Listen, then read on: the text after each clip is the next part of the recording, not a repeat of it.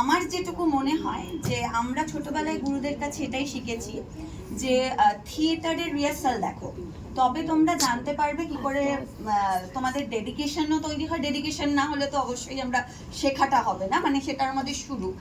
আর যেটা আমি ছোট করে গুরুদের থেকেই জেনেছি যে একজন বড় আর্টিস্ট সবচেয়ে বড় সায়েন্টিস্ট, আর একজন সবচেয়ে বড় সায়েন্টিস্ট তিনি একজন সবচেয়ে বড় আর্টিস্ট।